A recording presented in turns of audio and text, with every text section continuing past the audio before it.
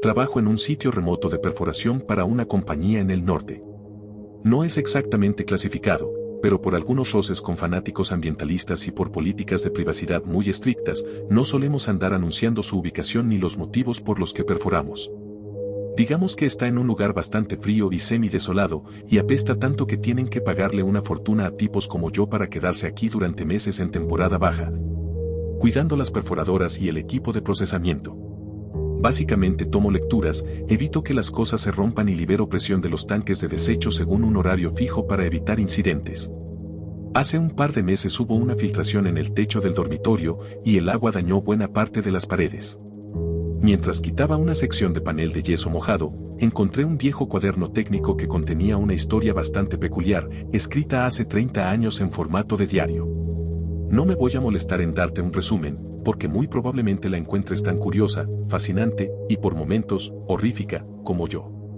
La llamo Regreso a la Oscuridad, y me encantaría leer sus pensamientos y comentarios. Disfruten. Diario de Jack, 21 de noviembre de 1990. Hace 3 días me dejaron aquí, en el sitio de perforación, en un hidroavión que aterrizó en el lago como en las películas. Mi compañero de monitoreo, Vladislav, llegó esta tarde directo desde Ucrania. Ruidoso y brusco, es exactamente el tipo de persona que uno esperaría encontrar en plena naturaleza durante largos periodos de tiempo, no precisamente alguien que se maneje bien en situaciones sociales. Dijo que prefiere que le llame Vlad. Ya sabes, como el empalador. Es un minero retirado de aislamiento profundo subterráneo, DAY por sus siglas en inglés, una profesión increíblemente peligrosa que requiere estar medio loco para siquiera considerarla en serio. No muchos mineros DAY llegan a jubilarse. O se salen temprano tras un susto, tienen una crisis mental, o mueren jóvenes en algún agujero desolado por ahí. Casi nunca se puede recuperar el cuerpo. Si te estás preguntando qué hace un minero DAY, probablemente no quieras saberlo. Pero para ponerlo simple, una vez que una mina alcanza una profundidad demasiado riesgosa para maquinaria o para equipos humanos tradicionales, estos tipos siguen, solos, operando pequeños excavadores o incluso herramientas manuales, durante días o hasta semanas sin ver la luz del sol. Según Vlad, hay cosas increíblemente valiosas en profundidades donde la mayoría ni siquiera se imagina que un ser humano podría sobrevivir. Dato curioso, aunque tiene el cuerpo lleno de músculos, Vlad es un hombre bastante pequeño. No me atrevo a preguntarle, pero dudo que mida más de 1,5 metros. Tiene manos y pies enormes para su estatura. También es muy pálido. Diario de Jack, 25 de noviembre de 1990. Vlad y yo hemos estado reconociendo el terreno aquí en el sitio. Como dije en mi última entrada, llegué unos días antes que él y durante ese tiempo me familiaricé con todo lo relacionado al trabajo. No es muy pesado, y tenemos un manual sorprendentemente amigable con todas las pruebas, chequeos y tareas que debemos hacer. Vlad está lleno de historias alocadas de sus días en las minas. Hoy me contó la vez que se provocó un derrumbe y quedó atrapado por 5 días. Sobrevivió sin comida y con apenas 600 mililitros de agua. Al final logró cavar su camino de salida y contactar con la superficie. En su trabajo no hay equipos de rescate, y ya estaban a 24 horas de darlo por muerto y sellar la mina. Diario de Jack, 30 de noviembre de 1990. Vlad desapareció hace 2 días. He buscado por todas partes, en un radio de varios kilómetros, y no tengo idea de qué hacer. Llamé a la central, pero estamos en medio de una tormenta bastante fea y la compañía no puede venir a ayudar por lo menos en una semana. Diario de Jack, 4 de diciembre de 1990. Vlad regresó al sitio hace unas horas. Casi no dijo una palabra. Caminaba con cuidado, pero parecía estar en buen estado de salud, así que cancelé la operación de rescate que estaba en curso. Diario de Jack, 5 de diciembre de 1990. Vlad ha estado levantado y moviéndose, haciendo algunas de las tareas más livianas. Todavía no dice dónde estuvo esos 4 días y trato de no presionarlo con preguntas. En su mayoría ha vuelto a ser el de antes. Ríe, hace bromas, etc. Aunque ha estado actuando un poco raro. Anoche me desperté para ir al baño y su cama estaba vacía. Después de 15 minutos buscando, lo vi a unos 100 metros, parado cerca de uno de los tanques de presión. Solo estaba ahí, mirando el suelo, sin mostrar ninguna reacción a mis gritos. No volvió en sí hasta que llegué hasta él y le toqué suavemente el hombro. Se veía un poco confundido, luego hizo una broma y dijo que debía estar sonámbulo. Diario de Jack, 6 de diciembre de 1990. Anoche Vlad volvió a salir al tanque, pero esta vez lo vi salir del dormitorio, así que lo seguí. Al principio no reaccionó cuando lo toqué, porque estaba como oído, murmurando algo en ucraniano. Sonaba como Yarosumeo. Nota del autor original, creo que quiso decir Yarosumiyu, que significa entiendo. Esta mañana se lo comenté y no reconoció mi pronunciación. Me dijo que no recordaba nada de anoche, así que no podía decirme qué había dicho. Soy de Virginia Occidental. Mi pronunciación de todo es un desastre por defecto, así que probablemente no lo dije bien. Vlad se toma todo esto con una ligereza sorprendente. Parece no entender lo jodidamente aterrador que es estar en medio del bosque, solo, en la noche, viendo a un tipo que apenas conoces parado como un zombi mirando al suelo y hablando en un idioma que no entiendes. Estoy esperando demasiado de un sujeto que pasó 25 años viviendo en aislamiento casi total en agujeros excavados a mano. Dudo que haya algo que le dé miedo a este tipo. Me gustaría dejarlo hacer lo suyo, pero tengo miedo de que vuelva a internarse en el bosque y esta vez no regrese. Diario de Jack, 8 de diciembre de 1990. Vlad no salió de su cama anoche. Estoy muy aliviado por eso, porque me está empezando a dar un miedo terrible con este comportamiento. No tengo nada más significativo que reportar, excepto que ha estado quejándose de un dolor de cabeza todo el día, incluso se tomó un par de descansos para recostarse. Diario de Jack, 10 de diciembre de 1990. El dolor de cabeza de Vlad ha empeorado. Si no mejora pronto, voy a llamar otra vez a la central. No sé si las tormentas alrededor van a ceder en algún momento, pero al menos debería notificarles sobre una posible emergencia médica.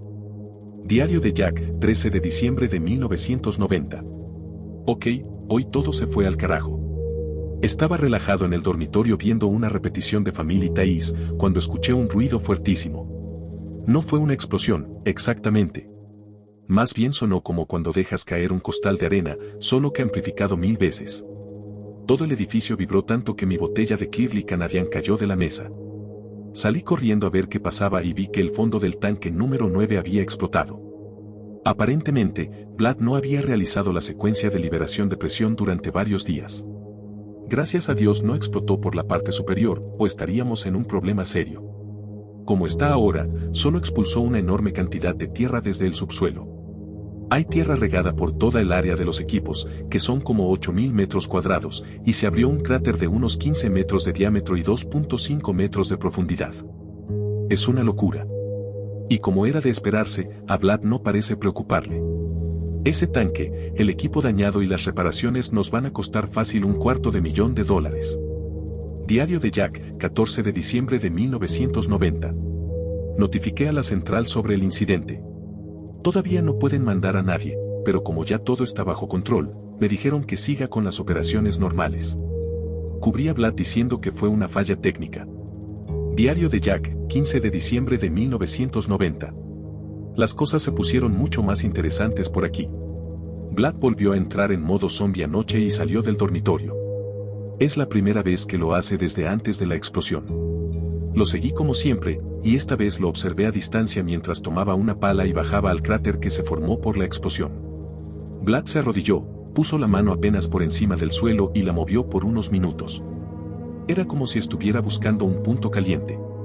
Finalmente se detuvo, agarró la pala y pasó unos minutos cavando hasta que escuché claramente el sonido de metal golpeando metal. Había encontrado algo. Vlad siguió paleando alrededor de la zona, despejando un área de varios metros, y luego le quitó algo de tierra. Se arrodilló, observó, se puso de pie y se sacudió. Asintió y dijo algo que sonó como, otro Matei Yoyo Dubumo. Esta vez tenía mi libreta conmigo, así que lo anoté bien. Después de eso, levantó la pala y regresó al dormitorio. Me quedé fuera de vista, y cuando Vlad cerró la puerta, salté al cráter y corrí a ver qué había golpeado con la pala. Era una tapa metálica, parecida a una alcantarilla, pero cuadrada y hecha de hierro grueso, martillado a mano. Tenía una superficie abollada, con formas onduladas, como olas en una escultura. Le quité más tierra y por fin pude ver unos grabados toscos. En la parte inferior había una especie de escritura que no reconocí, no parecía europea, y atravesando toda la tapa en forma de X había grabados que parecían cadenas. En cada sección formada por las cadenas había una imagen, una estrella de 4 puntas, un pico de minero, un diamante y una cruz de San Andrés, esas en forma de X en las que crucificaban a la gente, con una figura humana encima. Obviamente no tengo idea de qué significa eso. Como ya tenía suficiente susto por una noche, regresé en silencio al dormitorio y me metí en la cama sin despertar a Vlad. No sé qué pensar ahora mismo. No me gusta hacia dónde está yendo esto, pero sigo recordándome que Vlad fue un minero de... No es una persona normal, bajo ningún estándar. Es ese tipo que no quieres ver caminando hacia ti en la noche, pero definitivamente el tipo que quieres tener a tu lado si caminas tú por la noche. Si eso tiene algún sentido. Diario de Jack, 16 de diciembre de 1990. Definitivamente esta mañana tenía más energía.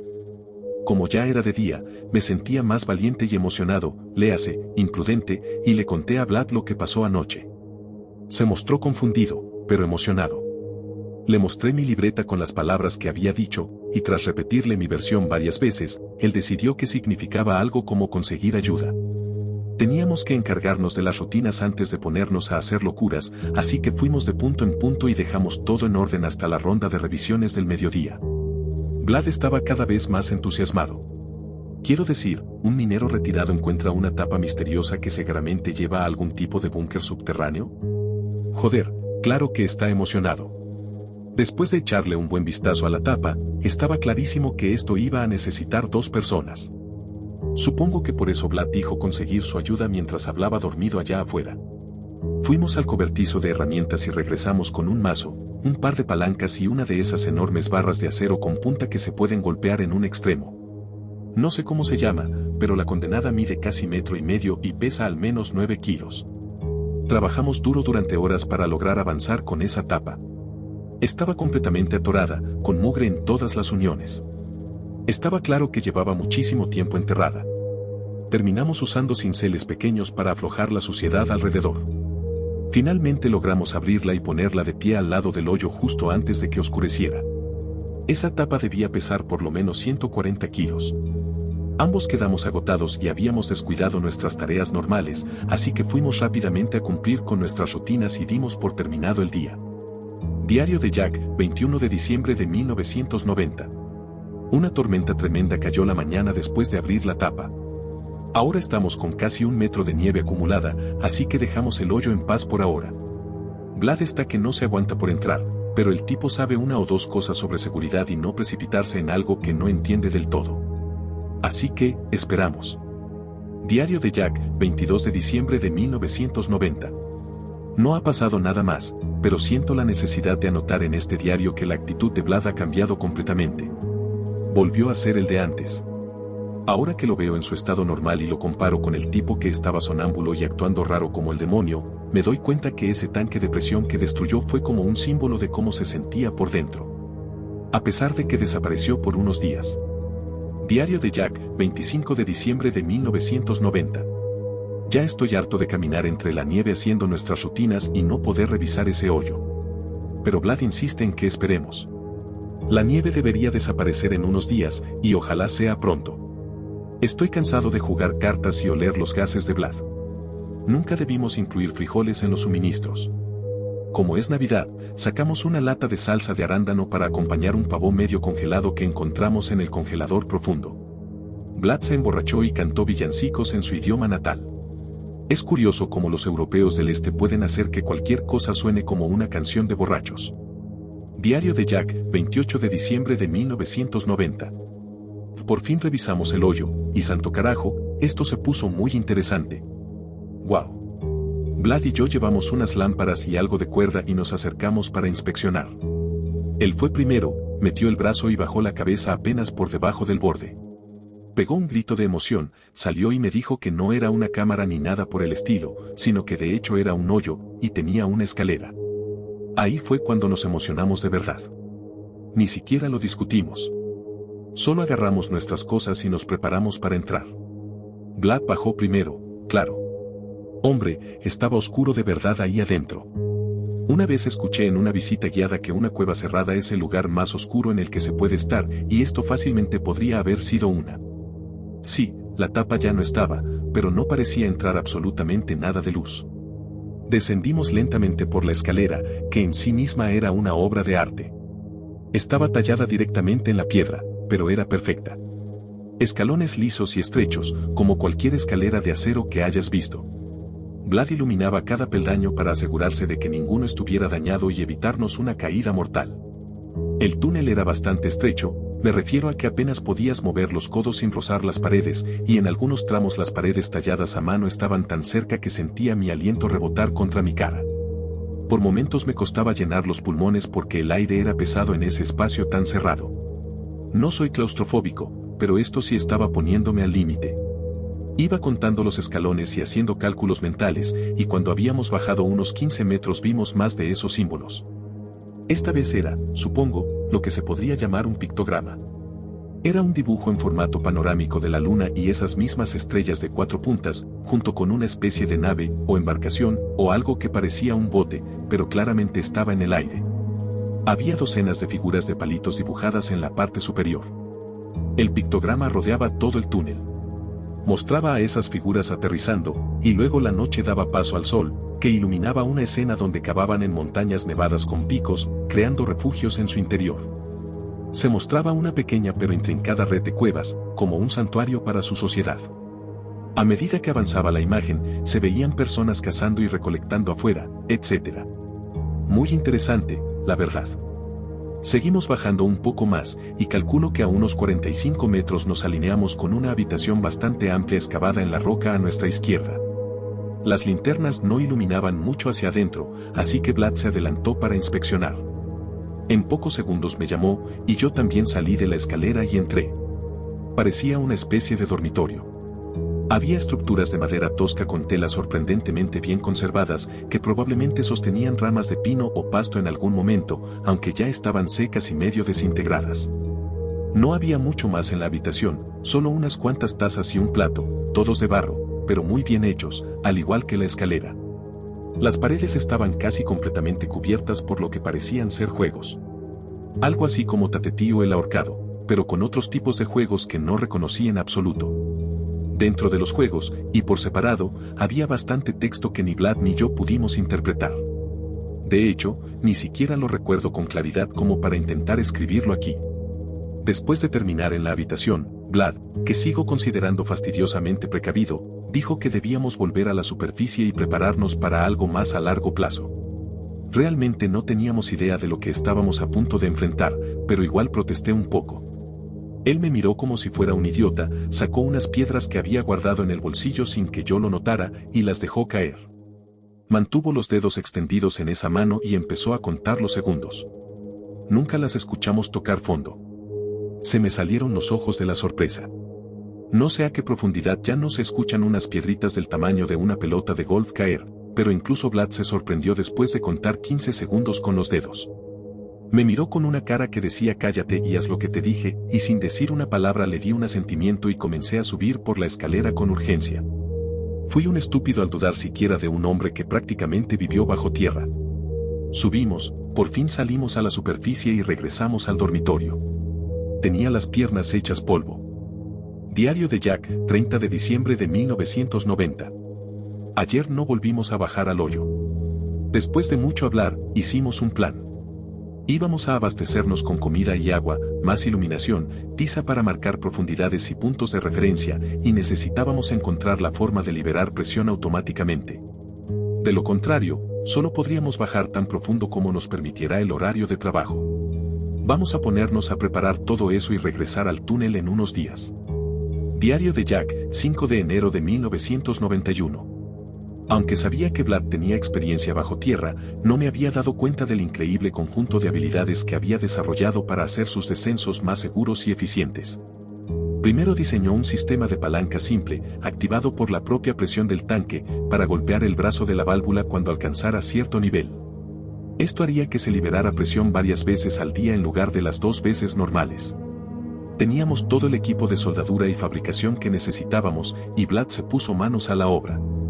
Luego, Vlad dijo que necesitábamos arneses con líneas de seguridad y mosquetones.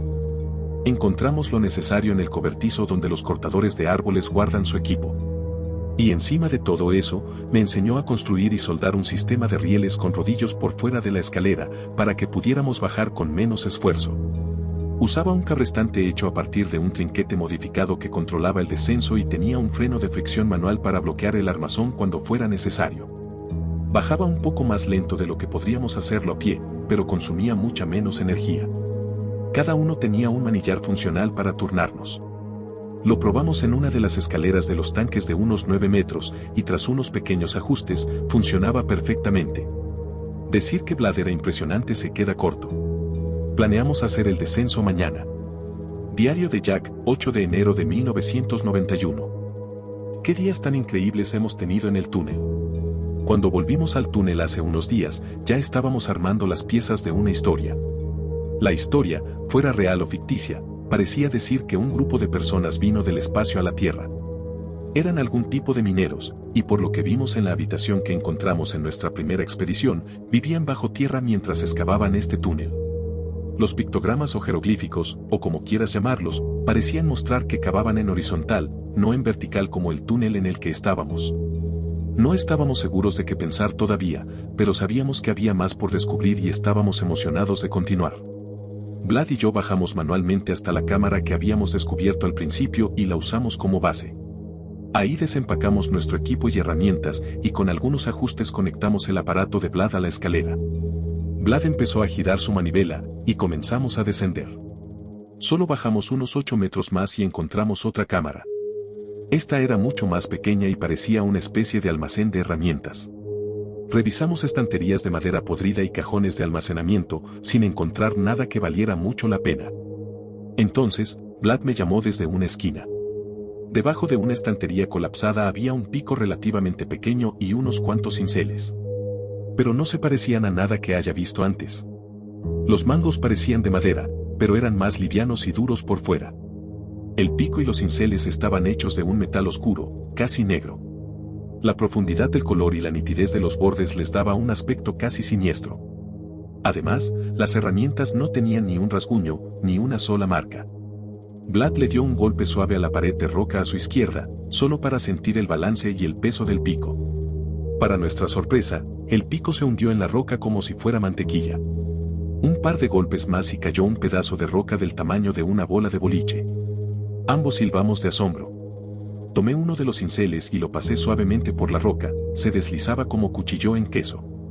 La precisión con la que se podía cortar era increíble. Con una sonrisa de oreja a oreja, empacamos cuidadosamente las herramientas y las llevamos de vuelta a la cámara dormitorio. Ambos sabíamos que esto era algo muy especial. Pasamos el resto del primer día descendiendo por el túnel. A unos 120 metros encontramos otra zona de vivienda, pero también descubrimos algo macabro. Una docena de esqueletos pequeños tendidos sobre altares de piedra bellamente esculpidos directamente en las paredes a ambos lados. Ornamentados con esas mismas estrellas de 4 puntas y grabados intrincados de cosas que solo alguien de otro planeta podría reconocer, todo lo que pude hacer fue maravillarme con su belleza. En la pared del fondo había otro pictograma. Este mostraba a las mismas figuras de palitos excavando fuera de la montaña, pero en la siguiente escena aparecían figuras más grandes, con armas, y los más pequeños estaban encadenados por los tobillos. Aún trabajando con picos y palas, apilando diamantes en cubetas. Algunos yacían en el suelo con X en los ojos o acurrucados en posición fetal. Otros estaban siendo agredidos de distintas maneras, con las figuras grandes formando círculos alrededor de algunos, o alineados como si estuvieran turnándose. Una figura estaba representada en una cruz de San Andrés, con un grupo de figuras visiblemente angustiadas siendo forzadas a mirar. A un lado, había más figuras grandes que parecían estar asando una figura del tamaño de un bebé sobre una fogata. Esa última imagen me heló la sangre. Le lancé una mirada sombría a Vlad y vi que también estaba visiblemente afectado. Diario de Jack, 9 de enero de 1991. Ayer, después de subir desde la cámara funeraria hasta el primer dormitorio subterráneo, tuvimos una larga conversación sobre lo que habíamos encontrado. E hicimos nuestro mejor esfuerzo para interpretar los pictogramas en las paredes. Por las increíbles herramientas manuales que habíamos descubierto, coincidimos en que fuera lo que fuera que contaran esas paredes, probablemente era verdad. Quiero decir, estábamos a cientos de metros bajo tierra, en un túnel excavado en roca sólida, justo en una de las zonas más desoladas del planeta donde nadie puede sobrevivir sin suministros constantes. A pesar del sistema de descenso que Vlad construyó, me duelen terriblemente las manos y los pies. Pero ya no hay marcha atrás. El descenso no ha terminado. La historia no ha terminado. Y esa historia tiene que ser contada. Creo que somos los primeros en leerla, y estamos de acuerdo en que no queremos dejar enterradas estas atrocidades, ni siquiera si solo existen en nuestras propias mentes. Diario de Jack, 12 de enero de 1991.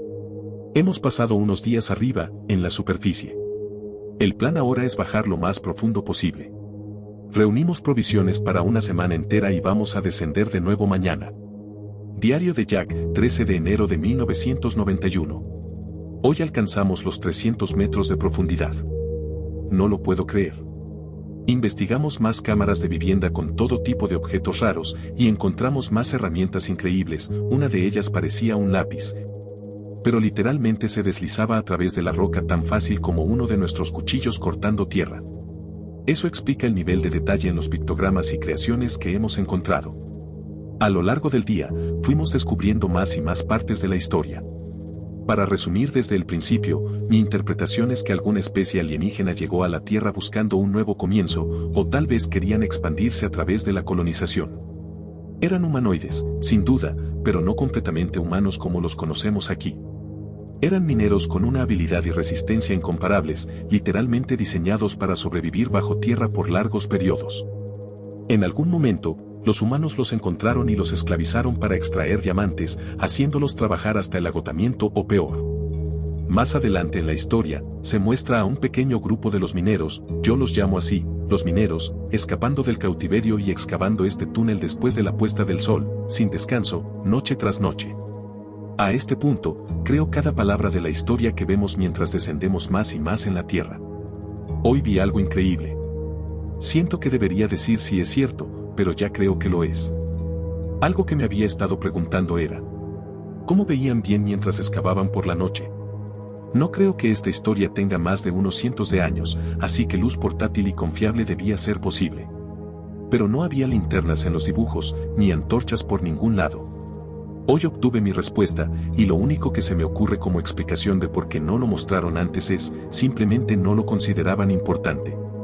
Un grupo estaba de pie alrededor del túnel, listos para entrar al anochecer, pero el primero en la fila estaba con los brazos abiertos y el torso echado hacia atrás. En la siguiente imagen, su cuerpo entero comenzaba a emitir luz.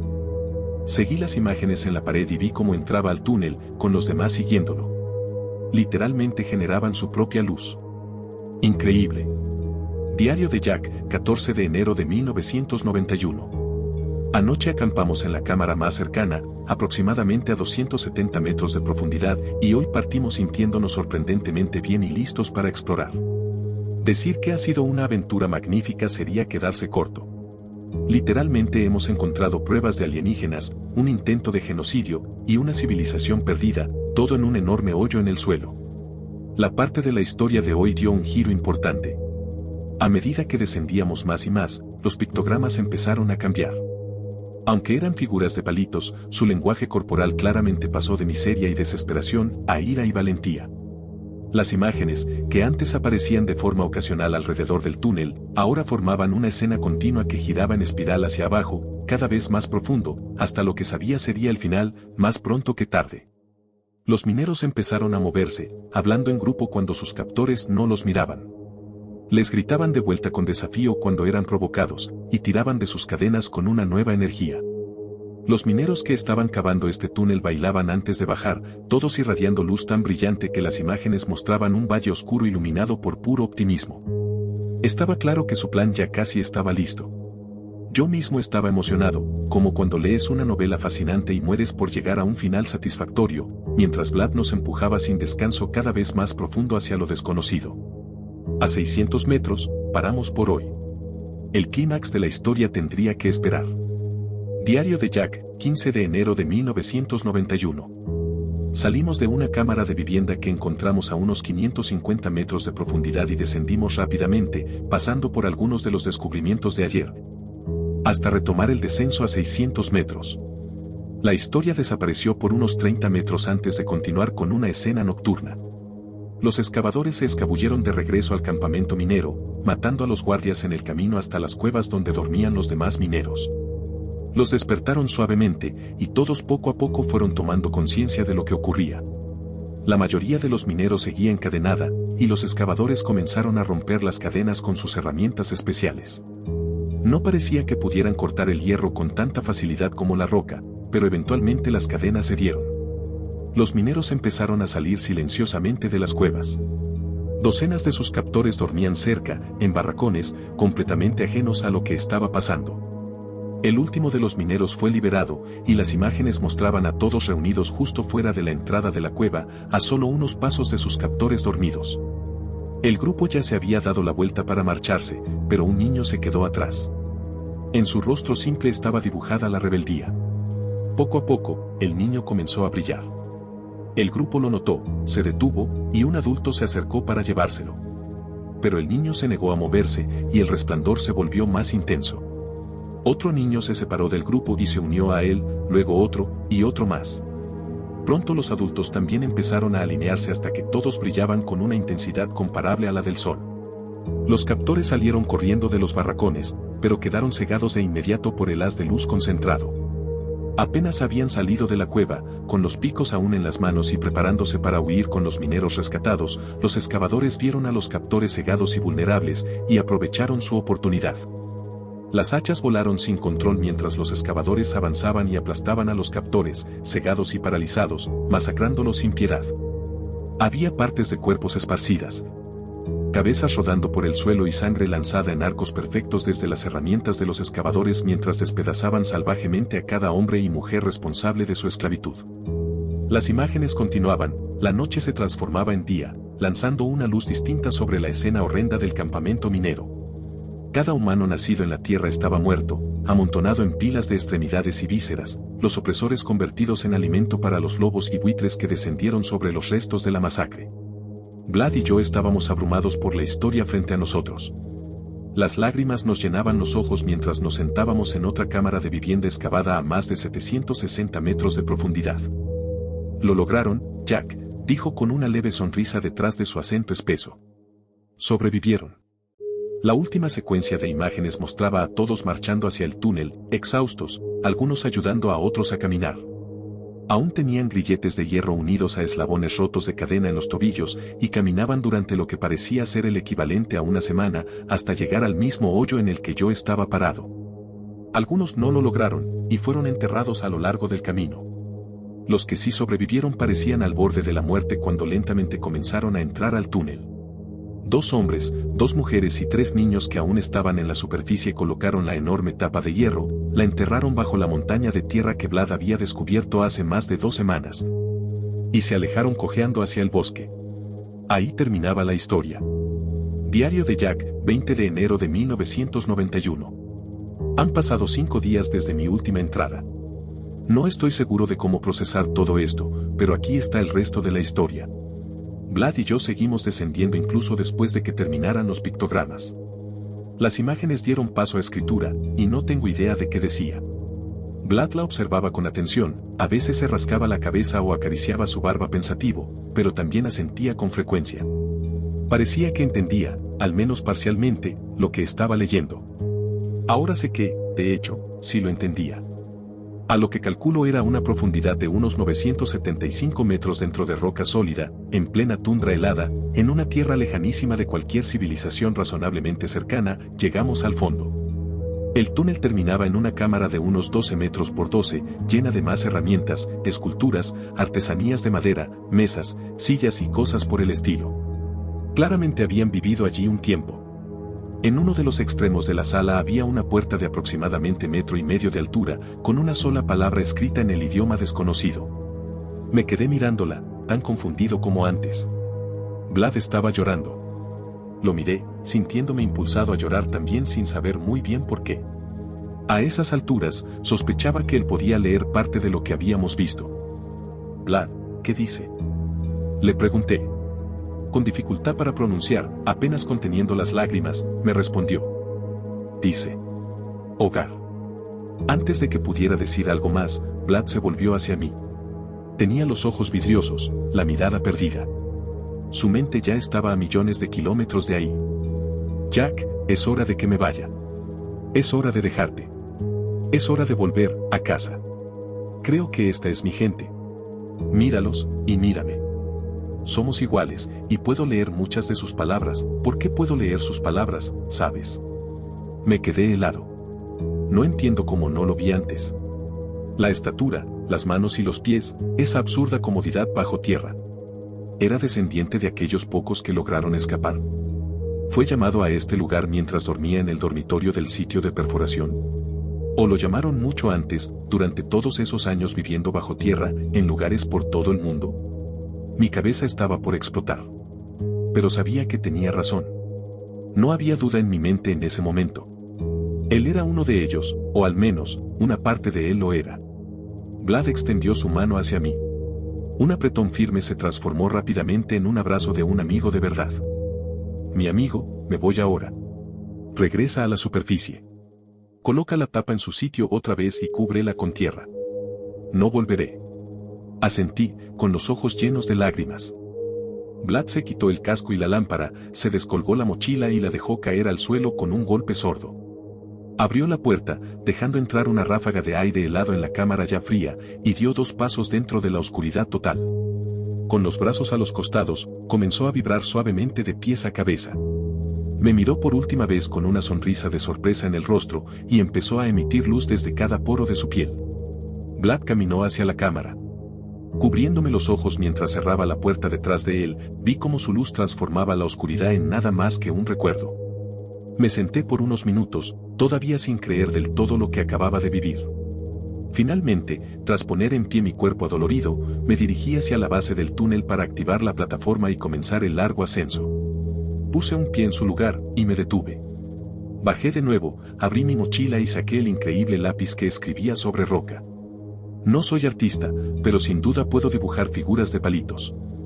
Pasé las siguientes horas creando mi propio pictograma, en una banda continua de unos 35 metros de largo, retratando el viaje que Vlad y yo habíamos vivido.